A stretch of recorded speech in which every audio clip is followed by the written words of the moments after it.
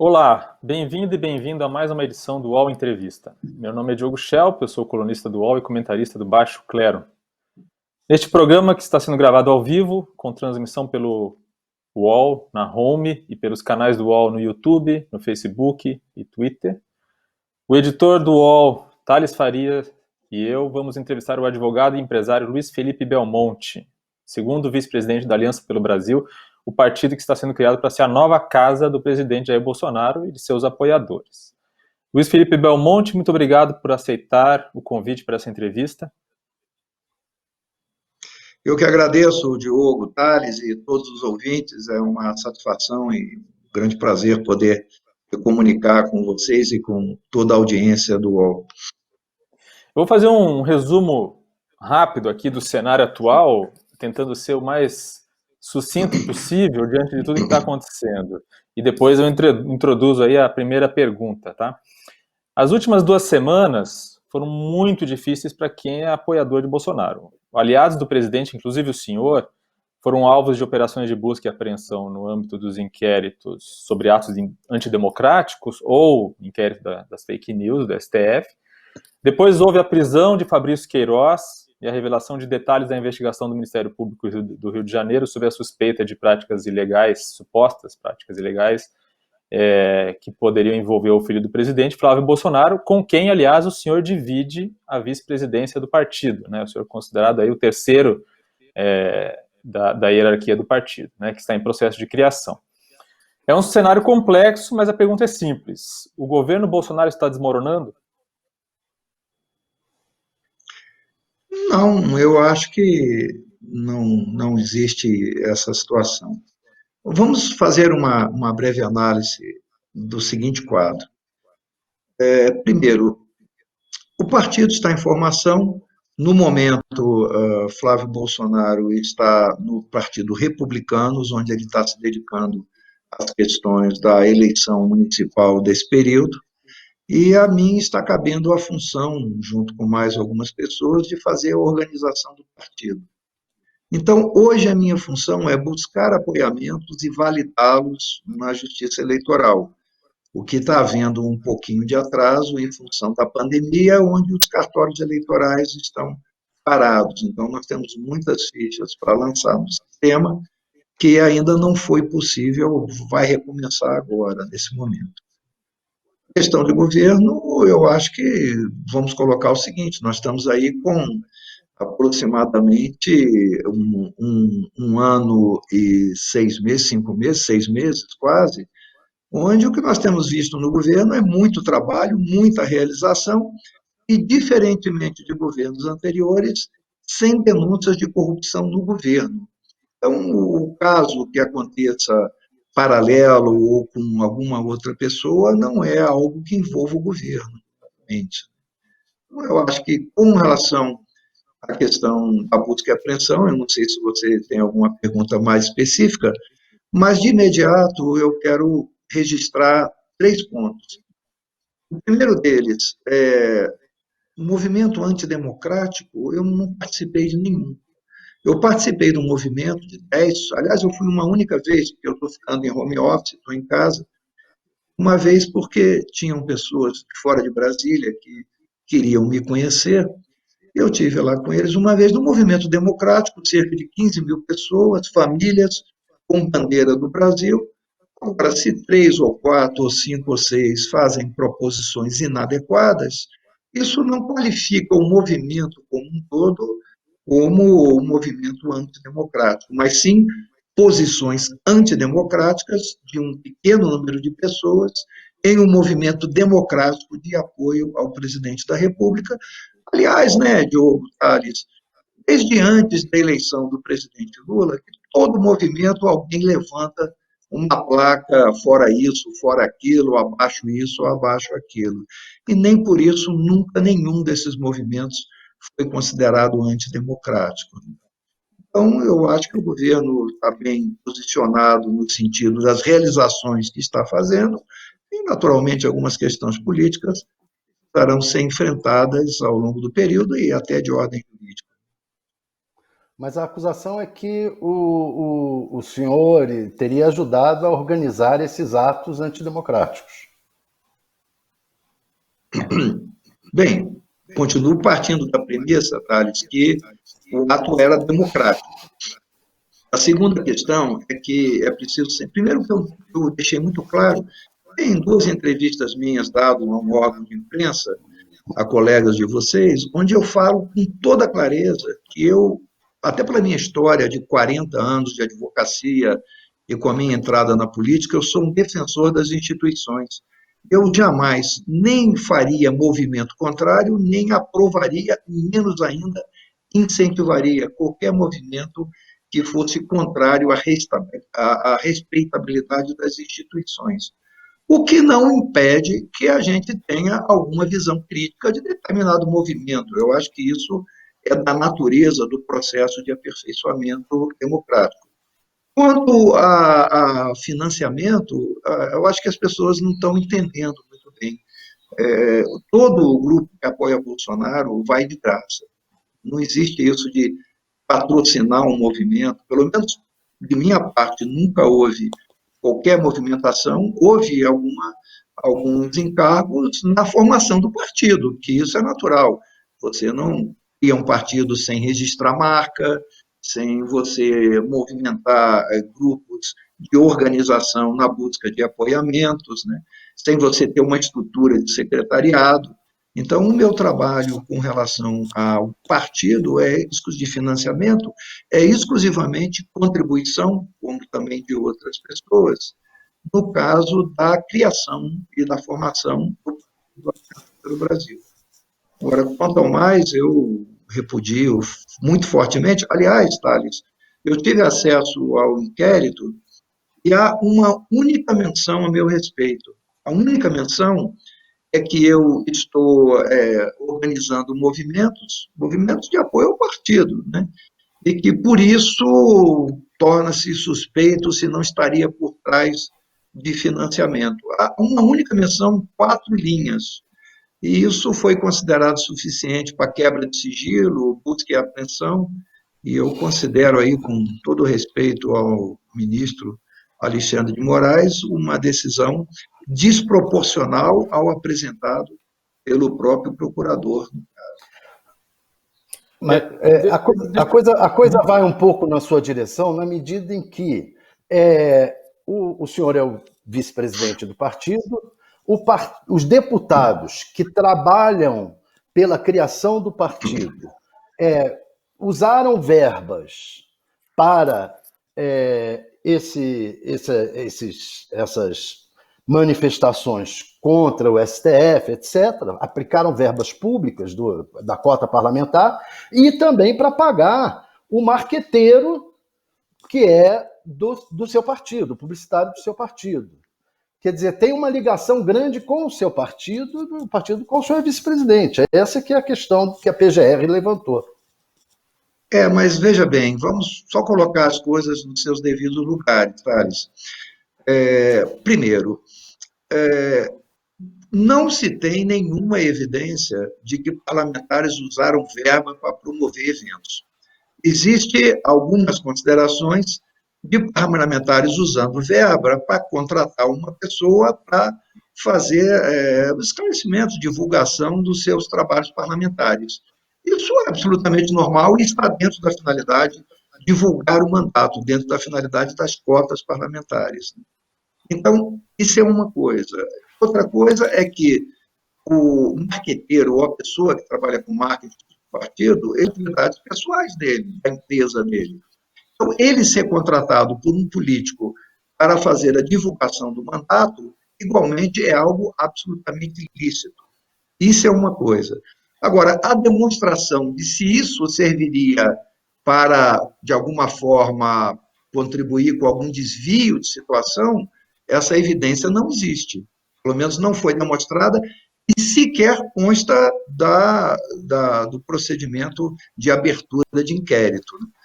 Estamos em fase, eles estão investigando se isso ocorreu. Então, isso não é algo constatado. Além disso, nós temos que distinguir o seguinte: o Partido Aliança, ele ainda não existe. Então, ele não tem deputados do partido.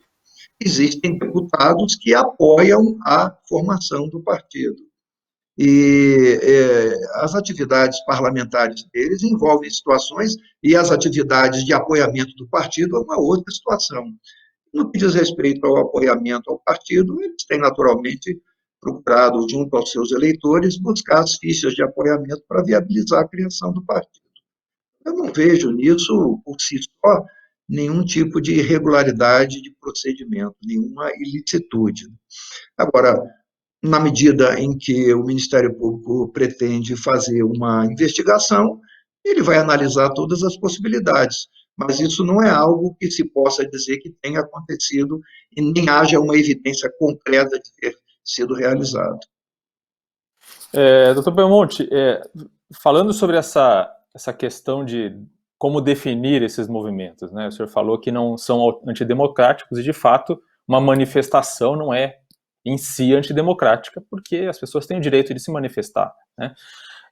Mas quando a gente observa, por exemplo, as fotos que existem, o presidente Bolsonaro, por exemplo, esteve presencialmente em várias dessas manifestações, muitas delas aos domingos, né? E quando a gente verifica as fotos, várias delas chamam muita atenção que esses cartazes pedindo o fechamento do STF, fora Rodrigo Maia, fechamento do Congresso, não são poucos cartazes, nem são aparentemente isolados, né? No momento em que um presidente vai a uma manifestação dessas, se percebe que há esse tipo de pedido, esse tipo de pauta nessas manifestações, por que insistir em continuar indo nessas manifestações, em oferecendo ali a própria presença ali como respaldo para essas manifestações? Isso não passa justamente essa impressão de que o presidente ou o seu entorno apoiam essas reivindicações, que são, sim, antidemocráticas? Olha, Diogo, primeiro me permita, é uma questão de premissa. Eu vou dar um exemplo aqui ilustrativo. Se você tem um elefante e fotografa a tromba do elefante de diversos ângulos, vai parecer que o elefante é só uma tromba. Então, por você tirar 30 fotos de pessoas que defendem pautas inadequadas, vai parecer que aquilo é um movimento. Não é o que nós assistimos. Para quem vai e presencia, você vê que 99% das pessoas não tem essa pauta. Do outro lado, o presidente, vocês sabem disso, você, Diogo e Tales, melhor do que eu. O presidente tem enfrentado muitos ataques da mídia e até de alguns outros setores. Tá? Então, eu acho muito natural que é um gesto de apoio e até de carinho. Todas as pessoas gostam de se sentir apoiadas. E como a manifestação é maciçamente e objetivamente de apoio ao presidente, e não de qualquer tipo de ofensa a prerrogativas ou a poderes, eu não acho que seja inadequado a participação junto a apoiadores. E mais disso, você pode ver que todos os pronunciamentos do presidente têm sido no sentido de preservação e de defesa da ordem democrática. Então, por todas as manifestações dele, em diversas ocasiões, ele tem manifestado isso. Logo, eu acho que o que prevalece não é só ele ir junto a apoiadores, né? É ele demonstrar, inclusive na prática, assegurando todas as liberdades e mantendo e se comprometendo com elas, o que o torna uma evidência de pessoa democrata que respeita as instituições. Agora, estar junto dos seus apoiadores, eu tenho certeza que qualquer um de nós gostaria de estar junto a pessoas que o querem bem, né? O que o senhor acha que aconteceria se, numa manifestação do PT, aparecesse uma faixa "Viva o capitalismo"? Provavelmente, o senhor há de concordar comigo, os manifestantes pediriam para tirar a faixa porque não faz parte do ideário deles, não é isso? Olha, você está me colocando aí uma situação extrema, né, Thales? Não, claro, é porque se você no seu, aparece... na sua manifestação, se aparece uma faixa pelo AI-5, abaixo o STF, prisão para ministros do STF, seria o caso de os organizadores do movimento pedirem para tirarem essas faixas, saírem, mas se veja, retirarem, Tarso, ou o acontece presidente o não ir. seguinte, veja bem, todas as manifestações relativas ao PT ou da esquerda foram financiadas. Você sabe que se não tivesse tubaína, sanduíche de mortadela e às vezes R$ 50, ninguém ia. As manifestações a favor do presidente não têm organizadores. Existem pessoas que comungam os preceitos. Então, você não tem um comandante que vai lá e fala, arranca essa placa. É a primeira coisa. A segunda é que você pode ver que essa manifestação que teve agora nesse fim de semana, por exemplo, não se teve notícia de nenhuma placa dessa, porque não está sendo admitido esse tipo disso. Porque isso não é a tônica dos movimentos.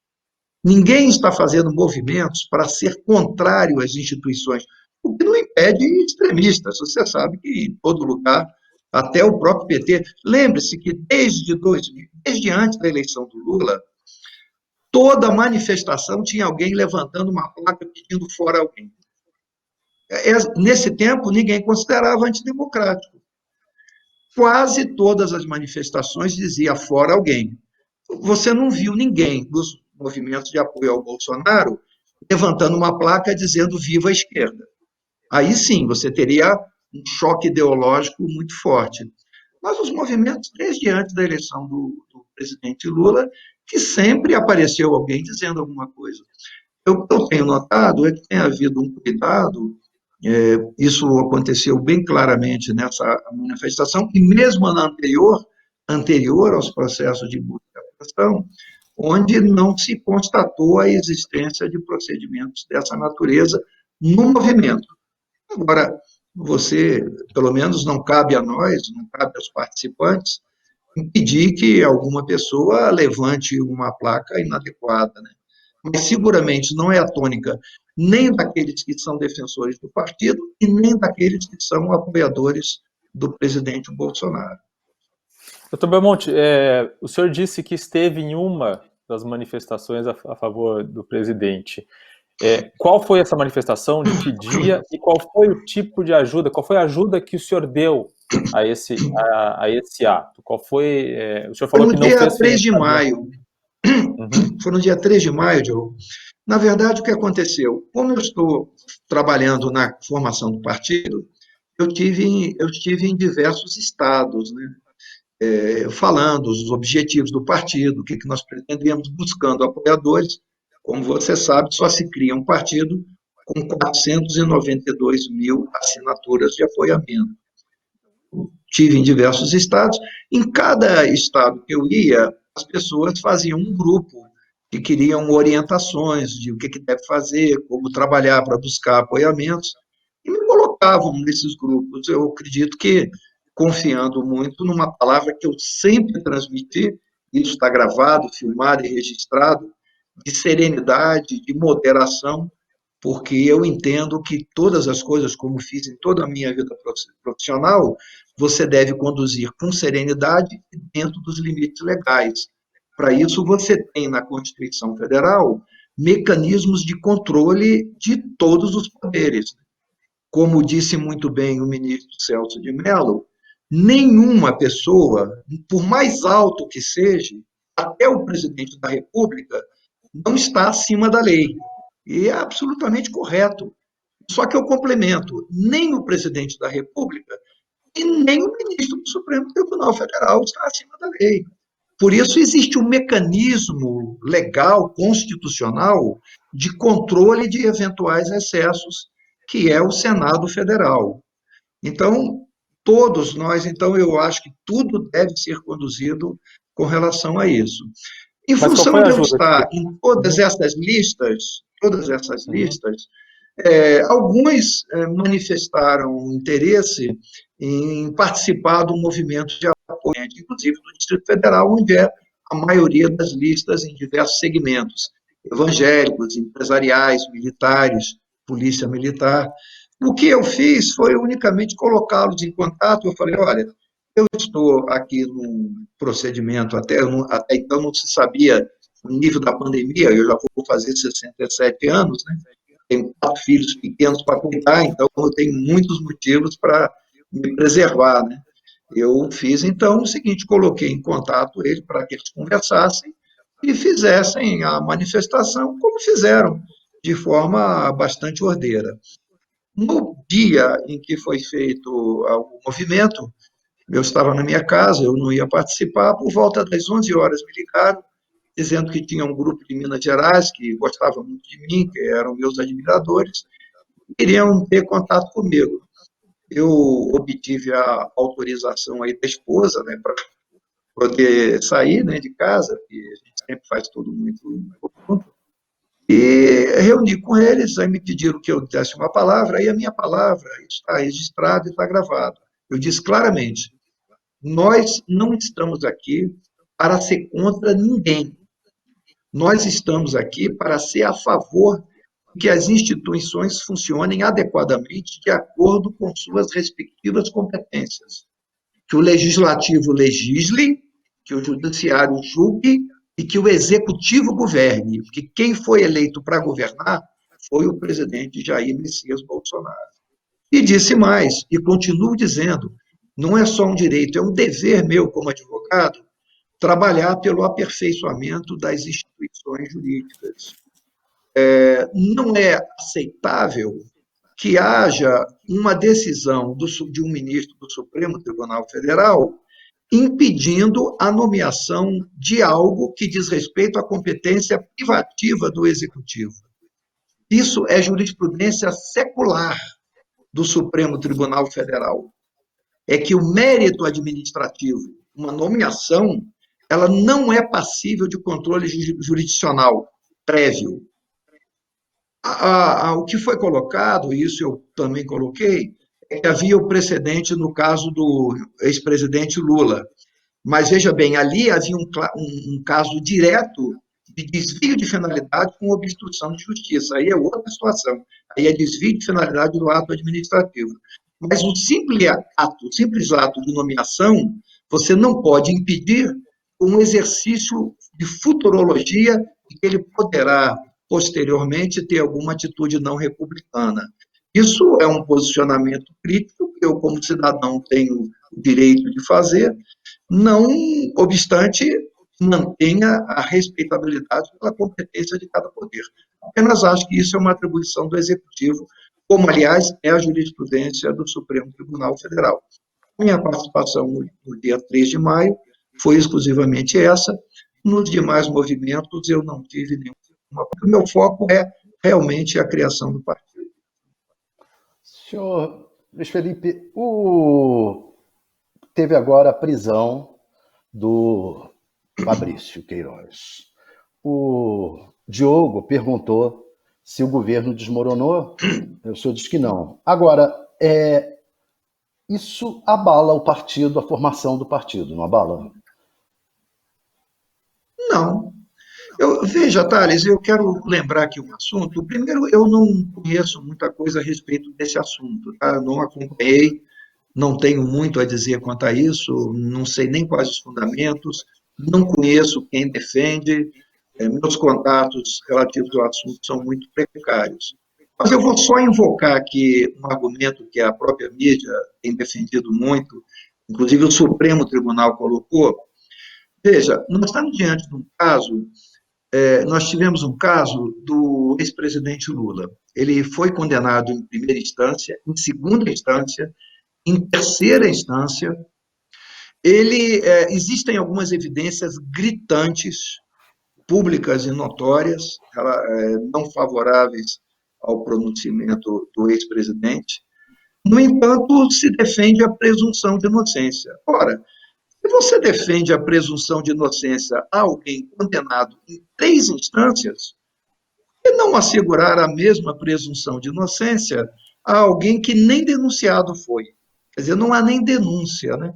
Então, eu não tenho muito a falar, não acho que isso afeta o governo, isso é uma situação pessoal do senador, e ele certamente irá fazer sua defesa, né? Nós não podemos fazer um julgamento hoje quando nem denúncia existe, né?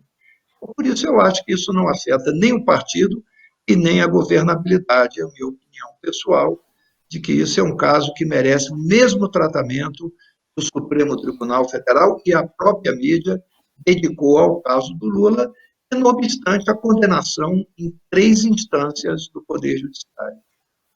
Sr. Luiz Felipe, Frederic Vassef, enquanto era advogado de Flávio Bolsonaro, manteve o ex-chefe de gabinete do seu cliente, o Fabrício Queiroz, né, que é suspeito de ter comandado um esquema de rachadinha de salários de servidores na Assembleia do Rio, manteve o Fabrício Queiroz em sua casa em Atibaia, durante um ano. Quando perguntava ao senador Flávio Bolsonaro e ao seu advogado, Vassef, qual era o paradeiro de Queiroz, nenhum dos dois sabia dizer. Como advogado, né, vendo a situação toda, o que o senhor acha dessa situação? Eu desconheço o assunto, Diogo, eu não tenho a falar com relação ao assunto, porque eu desconheço os fatos com relação a isso. Só tive informações de questão de mídia. O senhor conhece os fatos como um cidadão que acompanha noticiário e assim por diante, né? E como advogado, como o senhor entende essa situação,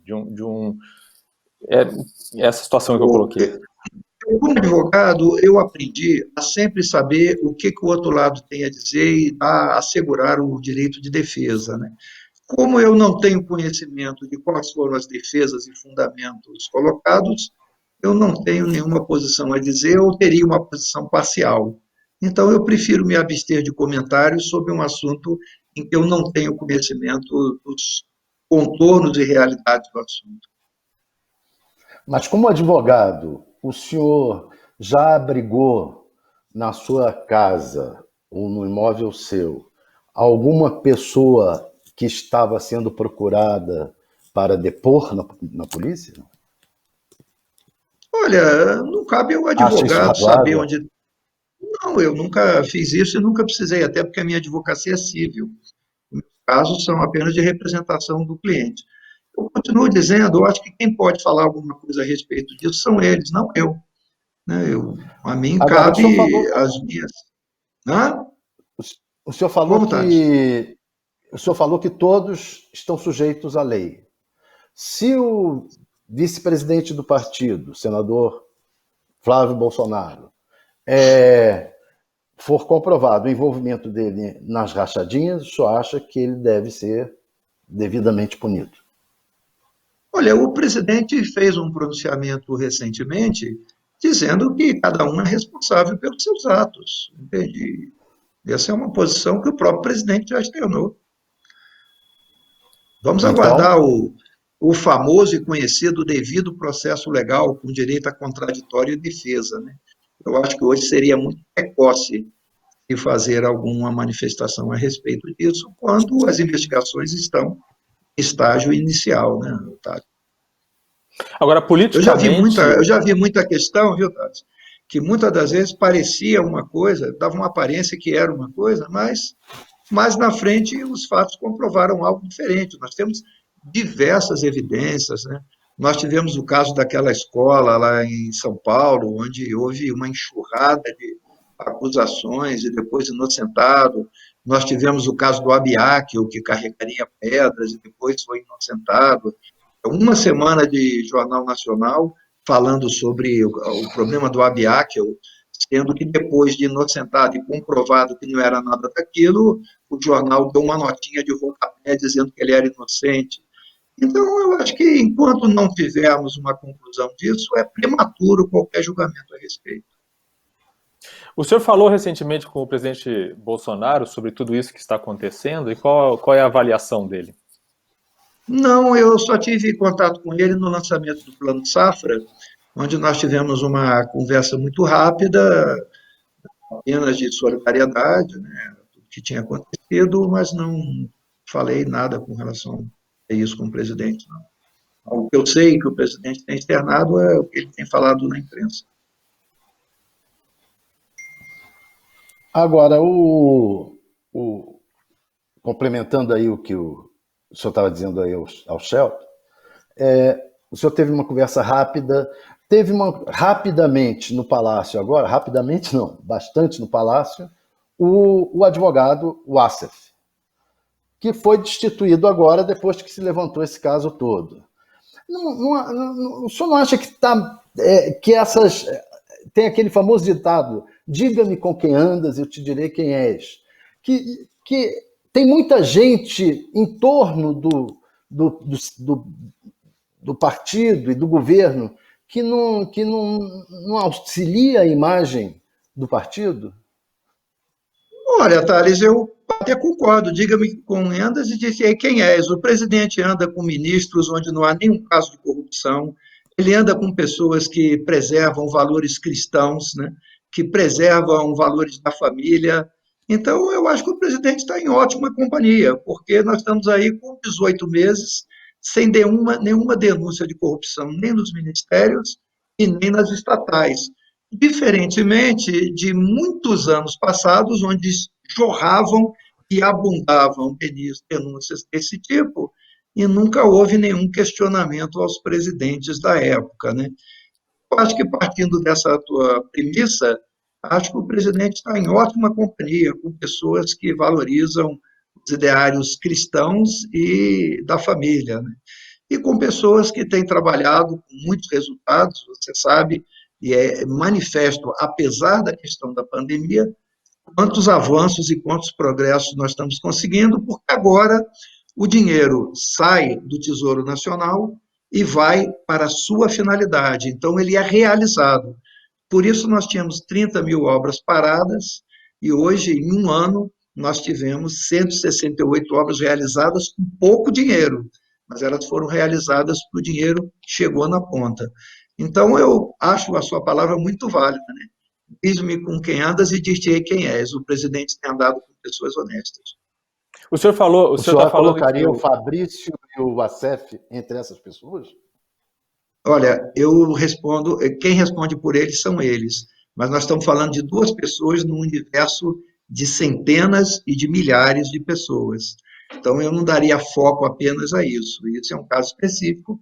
E quem pode se defender de alguma coisa que coloca são eles. Eu não tenho procuração deles para defendê-los. Apenas insisto em que é preciso respeitar o contraditório, a ampla defesa e o devido processo legal, para que depois de tudo isso a gente possa ter uma decisão, um resultado e uma opinião realmente justa, válida e embasada. Por ora, eu acho que ainda não temos esses elementos. O senhor diz que o presidente anda com pessoas honestas, né? Aproveitando aí o ditado, né, mencionado pelo Thales Faria. Agora, Bolsonaro foi eleito prometendo acabar com as velhas práticas do toma lá da cá, né, da política. E o próprio partido que o senhor está ajudando a criar, o Aliança pelo Brasil, ele se afirma se sustentar em valores cristãos e de ética pública. A distribuição de cargos no governo em troca de apoio no Congresso, que tem ocorrido nas últimas semanas, não joga todo esse discurso por terra? Não, não vejo assim, porque primeiro está havendo critério nas escolhas. Depois, o problema não é alguém ser escolhido, mas sim o que ele vai fazer no lugar para onde escolhido.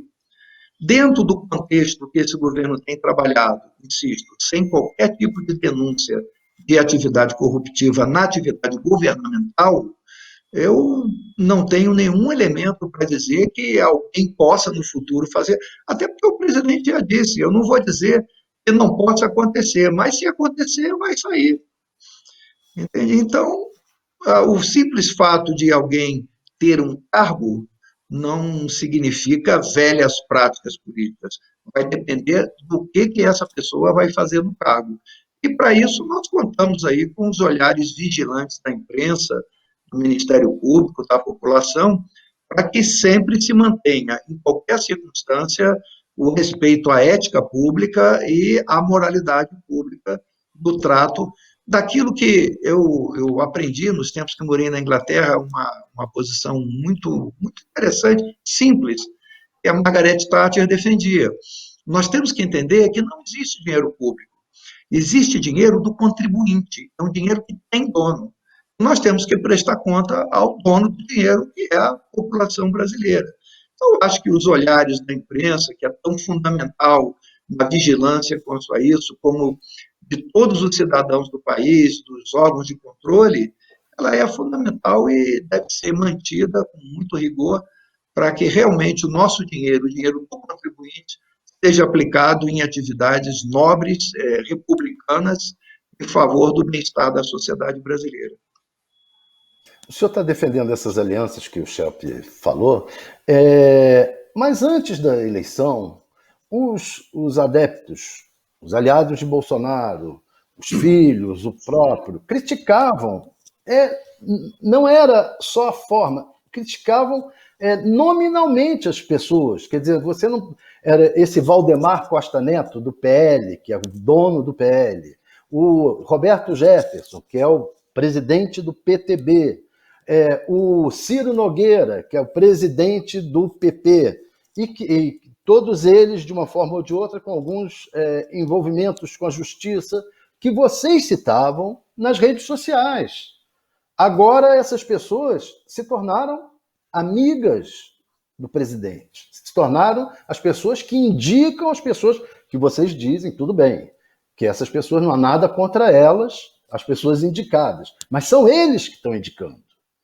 E isso não mostra uma certa contradição entre o que vocês prometeram na campanha e o que está sendo executado no governo? Thales, o presidente não mudou suas bandeiras, nem mudou seus propósitos. Eu acho que cabe sim, diante do que você falou agora, um acompanhamento vigilante de todos nós, para que tudo se mantenha como prometido na defesa da causa pública. Não é o simples fato de ter havido problema no passado que nós vamos dizer que agora pessoas que sejam de alguma forma indicadas vão proceder de forma não republicana. Eu acredito que o presidente está fazendo indicações de pessoas que ele confia que estarão alinhados com a sua bandeira de defesa da ética e da moralidade pública. Então, é o que eu digo, vamos continuar vigilantes. A isso não faltarão olhares muito atentos da imprensa no acompanhamento disso. O que eu tenho a dizer com relação a isso é exclusivamente que hoje nós temos um artigo na Constituição, que é o artigo 49, Thales e os senhores ouvintes. Esse artigo, ele estabelece as competências do Poder Legislativo. Na verdade, nós temos uma Constituição parlamentarista no regime presidencialista. Não há formas de se governar sem o apoio do parlamento. Então, é muito natural, até por uma questão da preservação do princípio de harmonia dos poderes, harmonia republicana, e não como havia antes, que era uma harmonia corruptiva. Mas uma harmonia republicana de ligação dos poderes, aliás, é tudo que se pede, que os poderes se entendam, né? E você só pode se entender com o poder legislativo, por exemplo, se você procurar as lideranças e as pessoas que têm, de alguma forma, um peso dentro desse trabalho, para que o país possa ter progresso e aprovação das propostas que sejam de interesse do crescimento do país. Então, o executivo e o parlamento e o legislativo interagirem de forma a buscarem soluções para o país é algo absolutamente natural, necessário, constitucional, aliás, exigência constitucional por força das atribuições que estão contidas no artigo 49 da Constituição Federal. Quando eu entrevistei o senhor em fevereiro desse ano, que depois de tudo que está acontecendo, parece que faz anos, né, que a gente conversou, o senhor fez uma defesa... que nós já estamos quase em julho, né, Diogo? Pois a velocidade realmente tem sido muito grande. Então, naquela entrevista, o senhor fez uma defesa muito contundente do então ministro da Justiça, o Sérgio Moro. Se eu não me engano, o senhor até fez uma comparação com Jesus Cristo. Agora que o Sérgio Moro já não faz mais parte do governo e saiu nas condições que a gente conhece, o senhor acha que o discurso anticorrupção do governo sai enfraquecido?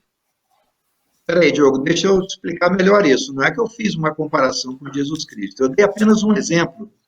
Inclusive, eu tinha voltado de Jerusalém há poucos dias, né? O que eu tinha dito é que Jesus, a história conta que ele era da casa de Davi, e apesar de incomodar os poderosos, nunca ninguém mexia com ele. Até que ele expulsou os vendilhões do templo que era justamente onde havia a corrupção do Sinédrio. O que eu disse é que ele combateu a corrupção e que isso o incomodou. Qualquer pessoa que combata a corrupção tem problemas. Não é que eu comparei Sérgio Moro a Jesus. Eu apenas usei o exemplo de que o combate à corrupção gera ônus, né? E o trabalho que o juiz Sérgio Moro fez é um trabalho que trouxe muitos benefícios para o país.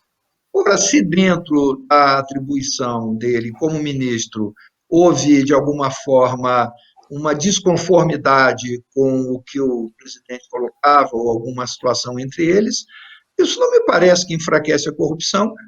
O ministro André Mendonça não me parece uma pessoa menos comprometida com os princípios republicanos. Tanto é que, insisto, mudou o ministro, mas não mudou o sistema de combate à corrupção e de defesa dos princípios democráticos e republicanos. Então, não vejo nenhum enfraquecimento nem mudança de discurso, não. O discurso continua o mesmo. E o ministro André Mendonça continua mantendo, assim como a Polícia Federal e todos os setores de governo, mantendo o mesmo posicionamento. Os bolsonaristas dizem que o Sérgio Moro traiu o presidente. O senhor acha que ele traiu? Eu acho que isso é uma resposta que deve estar na consciência de Sérgio Moro. Eu não me animaria a fazer um julgamento sem conhecer as razões dele. Quer dizer, o senhor acha que pode haver motivo para ele se considerar um traidor nesse caso? Quer dizer, faz sentido essa alegação a respeito dele por parte do Bolsonaro? Quer dizer, há elementos para acreditar nisso? Diogo, uma coisa que eu evito muito fazer é julgamento sem conhecimento da situação. Eu acho que a gente só pode fazer um julgamento adequado se a gente tiver pleno conhecimento de toda a situação, de todos os lados, né? Então, eu tenho o costume de não julgar as pessoas. Cada um tem suas razões, eu respeito as razões da pessoa, posso até concordar ou não com determinados posicionamentos, mas o foro íntimo, o que levou, o que leva cada pessoa a tomar as suas decisões, não cabe a mim julgar. Até porque, como eu acredito muito em Deus, né, e guio minha vida pelos princípios cristãos e com a crença em Deus, eu sei que existe uma justiça divina e essa é quem julga. Então, eu tenho esse costume de não julgar os homens, porque essa tarefa não é minha, né? Para isso a gente tem o judiciário na terra e o Senhor Deus em cima, que a todos olha, a todos vê e a todos julgue, até quem não acredita que ele existe. Com a crise da pandemia... Opa, desculpe. Não, pode falar, depois eu faço a minha pergunta. Com a crise da pandemia, seu partido terá tempo de se formar? Já para essas eleições já não vai ser possível, né? O que o senhor acha? Não, mas desde o princípio, Thales, que não havia essa previsão de estar pronto para essas eleições. A previsão é de estar pronto para 2022. Daí o fato nós temos bastante senador tempo, Flávio nós temos estar no até... Não, nós temos bastante tempo, nós temos até novembro de 2021. Nós já temos uma boa parte de apoiamentos. O que nós precisamos fazer agora é lançar no sistema, né? Porque o trabalho maior de criação do partido para a formação dos apoiamentos não é tanto os apoios, porque o presidente tem muito apoio, né? Mas é o trabalho braçal, de formiguinha, que você tem que levar no cartório, validar com o cartório eleitoral, né? E depois fazer o lançamento do sistema, primeiro o lançamento do sistema, depois a validação. Esse é que é o trabalho mais demorado, mas eu acredito que até o fim do ano a gente tem bastante tempo para concluir esse processo, que será apenas fazer o registro e a validação junto aos cartórios eleitorais. O adiamento ajudou o partido? Desculpe. Não, a pandemia, claro que atrapalhou, porque... atrapalhou porque você... Mas o adiamento ajuda, né? Qual adiamento das eleições? Não, ela não afeta, porque já está fixada a data de 4 de abril como limite, né? E como nós já ultrapassamos, de qualquer maneira, nós não entraríamos, Thales. Mas a questão toda é porque os cartórios eleitorais ficaram sem funcionamento. Os prazos que a pandemia atrapalhou. Na verdade, nós poderíamos até requerer a suspensão do prazo de 2 anos em função do prazo que a Justiça ficou parada.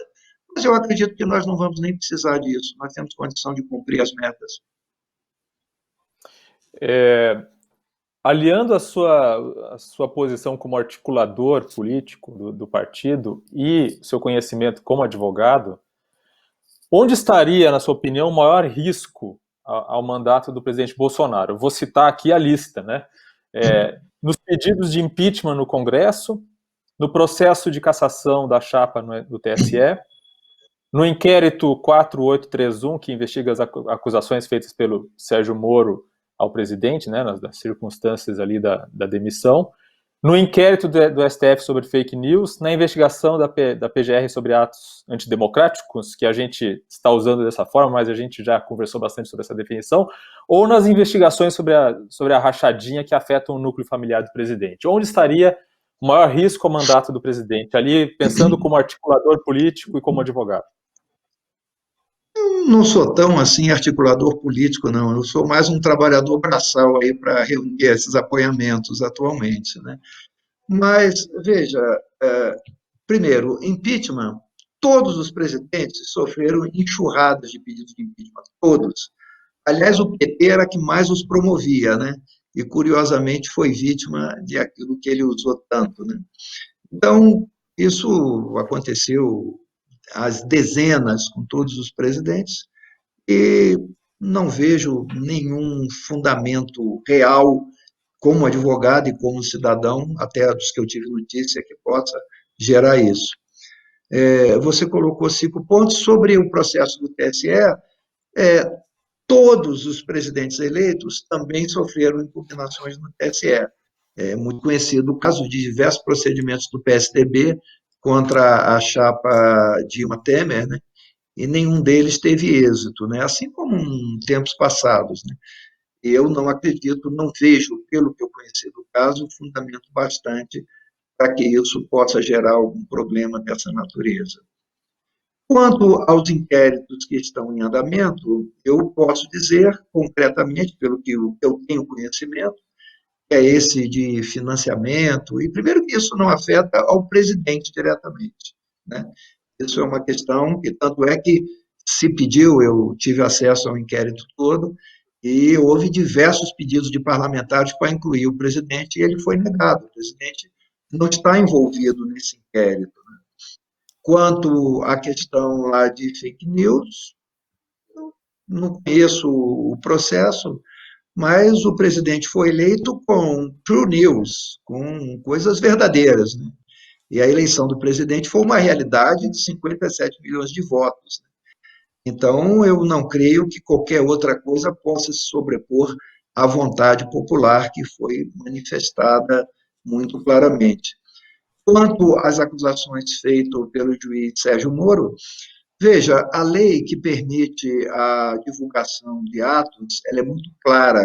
Como disse o ministro Celso de Mello, ninguém está acima da lei, né? E a lei ela só autoriza a divulgação dos trechos que dizem respeito com a investigação. No entanto, foi aberta a divulgação de toda a reunião, e a reunião foi muito clara. O presidente, às vezes até de forma muito incisiva, defendendo a liberdade, que é essa liberdade que assegura que a imprensa faça todos esses questionamentos, né, Diogo e Thales, que ela é tão importante, tanto para o cidadão quanto para a imprensa. Todos nós sabemos da importância, da grande relevância que a imprensa tem no sentido de assegurar as liberdades democráticas, embora e sabemos também que toda liberdade ela está atrelada a um outro componente muito sério, que é a responsabilidade, para que, em nome da liberdade, não se negue a verdade. Então, eu acho que são preceitos muito importantes, a liberdade, a verdade e a responsabilidade com a verdade. E, pelo que se constatou ali, não vejo qualquer tipo de coisa que possa afetar o presidente, e mesmo sem saber que aquilo ia ser divulgado, demonstrou todo o cuidado na defesa das liberdades democráticas e de preceitos realmente ligados ao atendimento à sociedade. Então, eu não Mas quando o vejo ministro qualquer tipo deles, desse procedimento como risco ao presidente, ao mandato do presidente. mas quando o ministro dele, na reunião, chama os ministros do Supremo de vagabundos e que por ele todos seriam presos, não era o caso de o presidente, que tem que ter responsabilidade numa reunião dessas, dizer ao ministro, não, isso aí não. O primeiro que aquela era uma reunião individual, mas talvez por isso Mas é ele uma seja reunião, hoje um ex-ministro. Era uma reunião entre eles, interna corporis. Você não mas é uma imagina o que reunião de possa acontecer. ministério oficial. Hein, Thales? Eu acredito que você tem uma ideia do que acontece nas reuniões do comitê editorial. Você tem ideia do que possa acontecer numa reunião interna administrativa do Supremo, até porque no próprio Supremo Tribunal Federal, nós já vimos o almirante Barroso, olha, o ministro Barroso, fazendo acusações gravíssimas ao ministro Gilmar Mendes, e nem por isso ele foi repreendido pela presidente do tribunal. Agora, por tudo isso que você falou, quem sabe até por isso seja ele hoje um ex-ministro, né? Olha, tenho certeza que numa reunião do Conselho Editorial, das que eu participei de vários veículos, se eu dissesse que esses ministros do Supremo todos têm que ser vagabundos, presos, no mínimo, o editor-chefe diria, tá, isso não é verdade, não pode ser isso. Ele podia não repreender, ele podia discordar, mas ele não se manifestou como chefe, como que deixando aquilo ocorrer. Na realidade, Thales, ele até meio que endossa e diz, reforçando o que disse o Weintraub, mas em termos mais educados, aí ele complementa o que Weintraub diz. E, na verdade, ele até, de certa forma, endossa, né, em linhas gerais, aquela ideia. O senhor não acha? Não, eu acho que a conduta do presidente de respeito aos poderes, ele tem demonstrado claramente. Não vai se pegar um trecho isolado de uma manifestação pessoal e, com isso, querer atribuir responsabilidade além da pessoa que se manifestou a respeito, né? Eu, pessoalmente, tenho a minha maneira de posicionar e sempre procuro me posicionar de uma forma respeitosa, porque eu sou uma pessoa que acredito muito, viu? Eu gosto de ser tratado, de tratar as pessoas da maneira como eu gosto de ser tratado. Então, eu tenho isso como uma prática de vida. Eu posso ser, muitas das vezes, muito incisivo, muito direto, e eu sou uma pessoa que sempre eu digo que eu, sem razão, eu sou um mosquito, porque eu acho que se a gente não tem razão, a melhor coisa é reconhecer. Agora, com razão, eu sou um leão e vou brigar por aquilo que eu acredito. Mas eu procuro sempre tratar as pessoas de forma respeitosa, e isso é a minha história na advocacia. E a advocacia, você sabe que são embates contínuos, né? Eu sempre procurei me manter com respeito, mesmo por vezes profundamente indignado com determinados posicionamentos, entende? Então, eu falo por mim. Nós temos um sistema penal brasileiro, ele trata da responsabilidade penal subjetiva e não objetiva. A conduta de cada um é que deve ser considerado. Você não pode considerar que uma conduta vai ser objetivamente estendida a todos que ouviram, porque senão você poderia querer responsabilizar todos os participantes da reunião por ninguém ter questionado a fala do ministro, né? Talvez até não tenha nem questionado por achar que aquilo era despropositado, né? Ou Todos não não, era a mas o forma chefe, mais adequada, né? mas o chefe podia ter se manifestado. Agora, outra questão é o seguinte. Mas, Thales, só uma coisa, o foco daquela reunião era muito específico, né? Eu acho que o que estava se tratando ali era o objetivo do porquê foi realizada aquela reunião. Então, é muito natural que quem coordena uma reunião procure manter um foco e não interrompê-la O senhor para falou que chamar talvez por isso atenção. o Weintraub, e o senhor falou que talvez por isso o Weintraub tenha sido demitido. Posso até ser que tenha contribuído, né? Eu não conheço detalhes do como ocorreu. Agora, o senhor é um gestor também. Eu tenho ouvido de muitos empresários, muitos gestores, que, por ver aquela reunião, dizer, olha, isso daí não há empresa que funcionasse com esse tipo de funcionamento extremamente autoritário, agressivo, com nível de agressividade interna que estava naquela reunião. O senhor não acha isso antiprodutivo para um governo, para uma administração? Eu já participei de reuniões empresariais onde a tônica da reunião era a indignação. e nem por isso a empresa deixou de funcionar. A tônica total do governo é essa, tanto é que o governo funciona muito bem. Acho que as coisas estão tendo muito progresso, muita realização, algumas dificuldades que você tem visto a quantidade de opositores que se colocam contra o presidente pelo simples fato de que ele está procurando fazer um trabalho limpo de determinadas práticas do passado. O senhor achou boa a Isso, gestão do ministro Weintraub? O senhor achou boa a gestão eu do ministro diria para Weintraub? você que não compartilho da forma como é colocada, porque o que eu acho, viu, Thales, é que em direito a gente trabalha muito com isso, né? Tão importante quanto o conteúdo é a forma. Não dizendo que eu concorde com o conteúdo do que ele falou, mas de um modo geral, né? Quer dizer, às vezes existem muitas coisas que o conteúdo, não no caso específico da fala dele, quero deixar bem claro, porque eu não concordo com aquele posicionamento, não é a minha forma de agir. Mas existe uma coisa que é o conteúdo, e tão importante quanto o conteúdo é a forma, em tudo na vida, não é verdade? Então, algumas vezes existem posições que uma determinada autoridade tem um certo fundamento naquele que diz, não no caso específico do ministro, insisto, né? Mas é preciso uma forma respeitosa, né, de colocação, né, das coisas. Né? Então, é o que eu falo, há um caso, deixa eu só aqui ligar aqui o computador para a casa da bateria.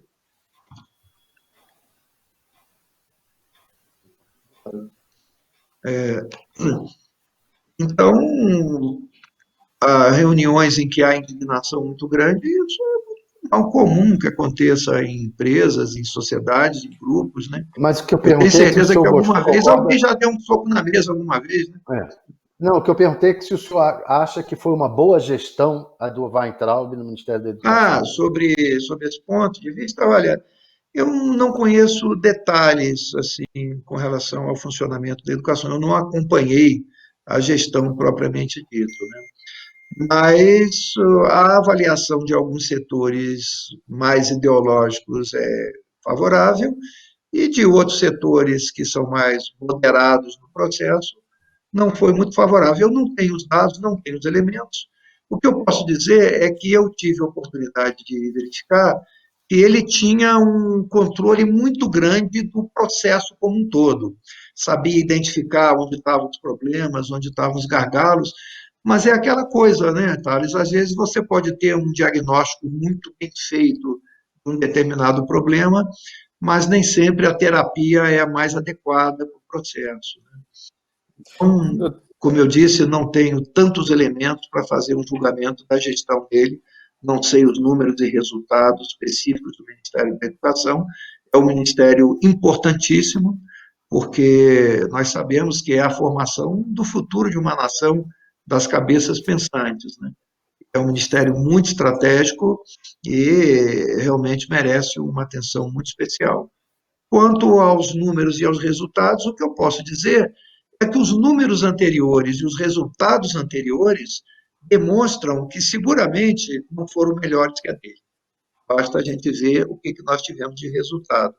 Então, as gestões anteriores, os métodos anteriores, comprovam pelos resultados que não foram melhores que a do ministro Beltrame. De quais resultados o senhor está falando? De quais indicadores especificamente? Dos indicadores da educação como um todo, né, que hoje são produto daquilo que veio acontecendo ao longo dos 5, 10, 15 anos passados. Né?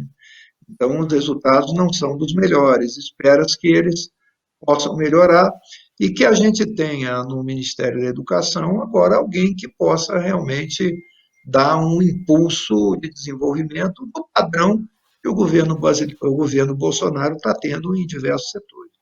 O senhor espera um ministro com perfil menos ideológico? O senhor usou essa expressão na sua resposta anterior? O senhor acha que seria Não, mais eu só usei a adequado nesse expressão momento? para dizer que a ala ideológica ela estava apoiando muito, porque havia combate a algumas questões, como a escola sem partido, como ideologia de gênero, algumas bandeiras que são muito caras a determinados valores do grupo de apoio ao presidente Bolsonaro. Entende?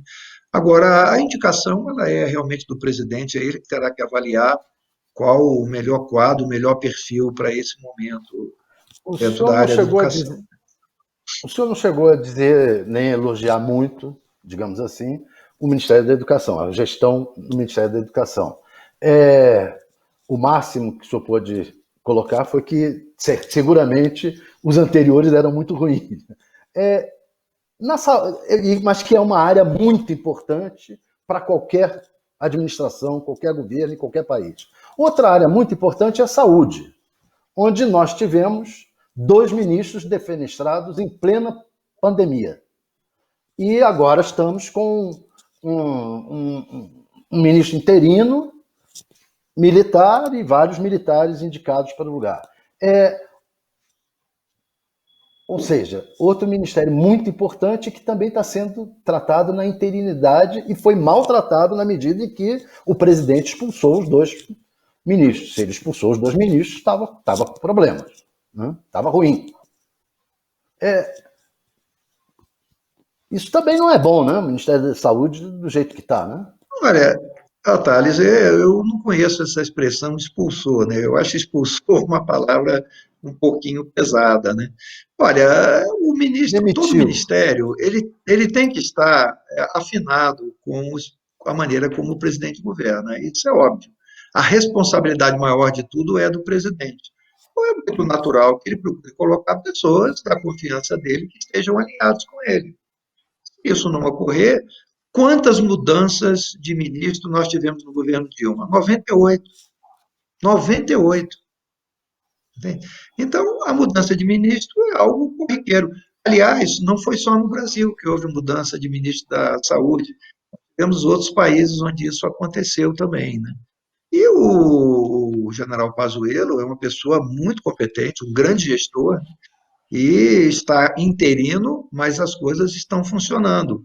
E alguns resultados são favoráveis, embora que o Supremo Tribunal Federal entregou essa atribuição de acompanhamento da pandemia, basicamente, aos governadores e prefeitos, né? Apenas a conta é paga pelo governo federal. O governo federal é que está sendo demandado para encaminhar recursos, né? Mas numa decisão que me parece que não esteja muito consonante com o princípio federativo, né, o presidente foi retirado do procedimento de acompanhamento dos assuntos da pandemia. Então, eu acho que essa demanda deveria ser muito feita aos governadores e prefeitos e ao Supremo Tribunal Federal, que destinou a esses agentes públicos o acompanhamento, o controle e cuidados com a saúde pública local.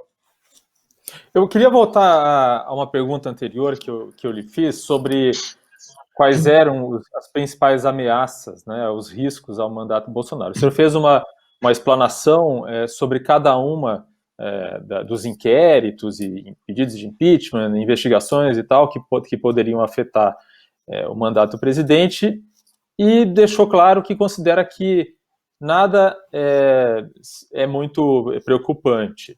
Mas eu gostaria de saber do senhor o seguinte, numa escala de risco, né, quer dizer, quando se faz gestão de risco, procura-se tentar descobrir quais são os maiores riscos e os menores riscos, né? Qual dessas acusações, investigações ou inquéritos no senhor merece uma maior atenção, ou seja, é mais preocupante, mesmo que não seja tão preocupante quanto o senhor disse?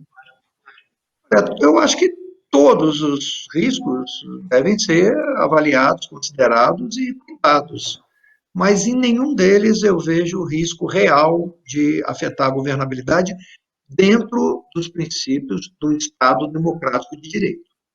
Dentro dos preceitos legais, eu não vejo nenhum deles como risco efetivo até onde eu tenho conhecimento. Não sei se vai surgir algum outro fato que possa gerar uma preocupação maior, mas não está havendo nada diferente do que houve em diversos governos anteriores, todos eles perfeitamente suplantados, a não ser com o caso da ingovernabilidade que ocorreu em 2016. Né? Mas, O no senhor não mais, sente, o senhor não sente o presidente encurralado diante de tudo que está acontecendo? olha, o que eu percebo é que há um movimento de diversos grupos, né, de diversos setores, que tentam desestabilizar o governo. Isso a gente percebe. E isso me parece que é um ponto positivo. Se estão fazendo isso, é porque estão vendo que a possibilidade do governo permanecer e até ser reeleito é muito grande. Daí esse afã tão grande de tentar desestabilizá-lo, né? Por diversos outros meios, né? Mas nós temos que lembrar que todo o poder emana do povo, né? Todo o poder emana do povo. E na eleição é que se deve realmente verificar quem deve continuar. Eu acho que essa é a oportunidade. E veja bem, eu insisto muito naquele ponto. Nós temos, no nosso artigo 2º da Constituição, os poderes da República. O Legislativo é o primeiro, o Executivo é o segundo, o Judiciário é o terceiro. O Legislativo é o primeiro porque ele compreende todo o eleitorado. O Executivo vem em seguida porque é a maioria do eleitorado. O Judiciário é um órgão técnico que deve se ater aos limites do que os outros dois poderes definem como legalidade. Então, dentro do sistema de legalidade, eu tenho muita confiança em que será respeitada a vontade popular, o mandato, e que em 2022 os opositores terão toda a oportunidade de tentar modificar esse quadro. Thales, o senhor quer fazer uma última pergunta aí para a gente encerrar? Não, eu acho que já estou satisfeito. Espero Então, tá que bem bom. satisfeito, viu, Thales? Satisfeito com as perguntas ou satisfeito com as respostas, Thales? Satisfeito com o programa como um todo. Então, tá bom. Um craque, né? Luiz Felipe Belmonte, muito obrigado pela entrevista, então. Thales, até a próxima. Aproveito para você que... Diogo. Até a próxima. Aproveito para pedir para você que nos acompanhou até agora para curtir, compartilhar e clicar no sininho do canal do UOL no YouTube para acompanhar as próximas entrevistas e os próximos debates. Obrigado a todos e até a próxima. Agradeço a oportunidade.